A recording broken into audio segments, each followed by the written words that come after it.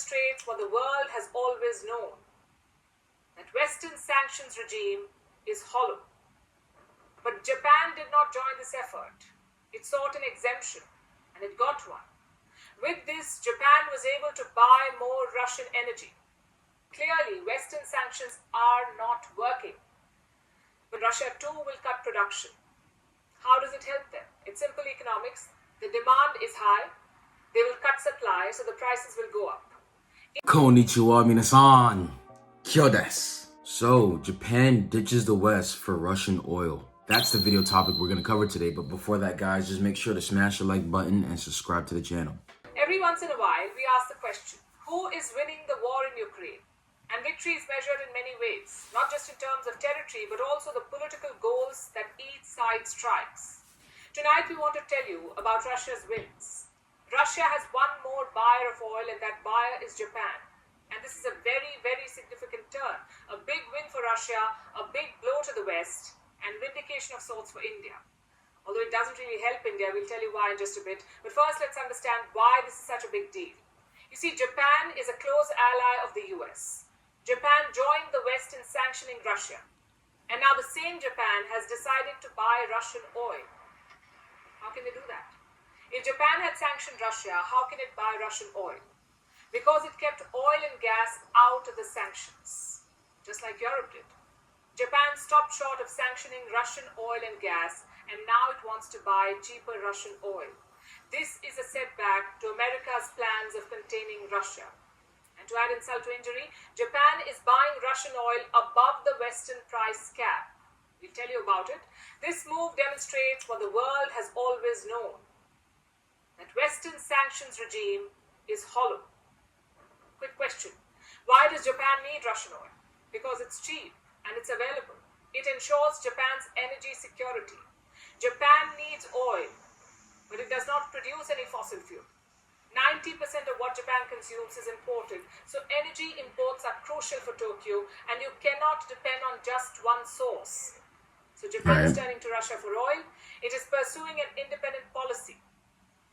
Now here's the interesting part. Japan is part of the G7, the group of seven, the world's 7 largest economies. And this group, the G7, wanted to cap Russian oil prices. They wanted to set a limit to Russian oil prices. The G7, the European Union, and Australia were all part of this effort. They wanted to fix Russian oil prices at $60 a barrel. So that Russia is not able to sell oil at high prices. The idea was to limit its earnings from oil. Right, limiting Russia. $60 a barrel, that was it. But Japan did not join this effort. It sought an exemption, and it got one. With this, Japan was able to buy more Russian energy. Look at the numbers. In the first 60 days of this year, Japan bought close to 750,000 barrels of Russian oil. How much did Tokyo pay for this? About $52 million. That comes to under $70 per barrel, but that's more than the Western price cap of $60 per barrel. And this is not a one-off case. Japan has no plans to stop buying Russian oil. But it has made some changes to its policy vis-a-vis Russia. Earlier, Russia enjoyed a special status. Russia was among the most favored nations for trade. Well, this is a tag that is given to countries that enjoy favorable trade terms. Most favored nation, that's what they're called. Russia had that status in Japan. But after the war in Ukraine, this tag was taken away. And last week, Japan decided to not restore it, at least for one more year. So tariffs on Russian goods will continue, but none of this will impact Russian energy supplies. They won't face any tariffs, the oil supplies. So much for isolating Russia. Europe has been doing the same. Since last year, it has imported goods worth $186 billion. These are among the top allies of Ukraine. And then we have Pakistan, also an ally of Ukraine. Pakistan is supplying ammunition to Ukraine, and now Pakistan is also buying Russian oil. Reports say Pakistan will order Russian crude oil next month.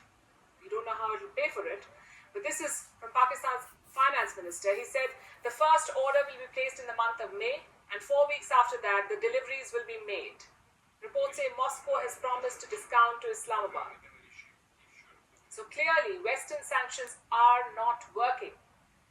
But more buyers for Moscow is not great news for India. You see, when the demand increases, the cost advantage may go. And prices prices are already rising. In the month of March, the price of Russian crude shot up because of increased demand, and today oil prices went up again. That's because of a surprise decision by OPEC+.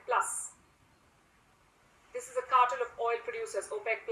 It's the largest energy cartel in the world, and they've decided to reduce oil output. They will cut exports by 1 million barrels a day. And Russia is part of this group, OPEC+. And Russia too will cut production. How does it help them? It's simple economics. The demand is high. They will cut supply, so the prices will go up. Indian importers are gearing up for this. Reports say India is ready to pay more for Russian crude, and China too wants to buy more. With zero COVID gone and the economy up and running, China is hungry for oil. And Indian importers will compete with China in the energy market. Today, prices increased by over 5%. 1 barrel of Brent crude was trading at above $84. The rupee is showing signs of stress.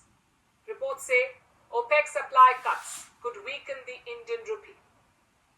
How will all of this impact India? This is a developing story. Expect more in the coming days.